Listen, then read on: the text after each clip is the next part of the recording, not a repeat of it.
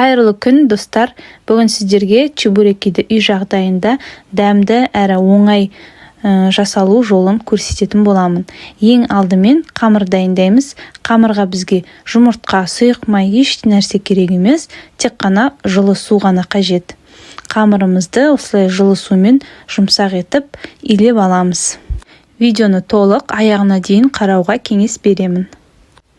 Содан кейін салмасын дайындағанша бетін жауып 10-15 минутқа қойып қоямыз. Салмасын дайындаймыз. Салмасына бір жуа керек бізге. Жуаны көбіктап, ұсақтап тураймыз. Ет менде піскен ет. Осы піскен етті мясорубка, яғни ет тартқыштан өткізіп аламыз. Содан кейін тұзын, бұрышын дәміне қарай қосып, жақсылап тұрып араластырып аламыз. Чебурекиді мен көбіне осылай піскен еттен жасаймын. Салмасын дайындап болғанша нанымыздың иіні қанып, нанымыз да дайын болады. Қыздар, егерде видеом ұнап жатса, соңында лайк басып, комментарий жазып, өздеріңіздің пікірлеріңізбен, ойларыңызбен бөлісуді ұмытпаңыздар. Тіркелмеген болсаңыздар, тіркеліп қойыңыздар.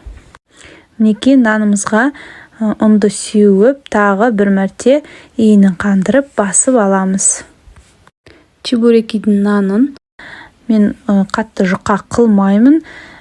Сәл қалыңдау етіп илесеңіздер, нандарыңыз жұп-жұмсақ болып піседі майға қуырған кезде.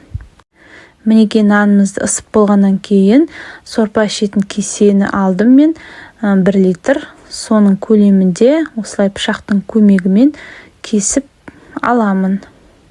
Видеодағыдай фаршты нанымыздың бір шетіне қойып, вилканың көмегімен екі жағын жабыстырып шығамыз. Қалған нандарды да дәл осылай етіп жасай бересіздер. Чебурекидің екі бетін бірдей етіп, қатты қызартпай, сарғыш етіп қуырып аласыздар. Міндетті түрде жасап көріңіздер, ас болсын.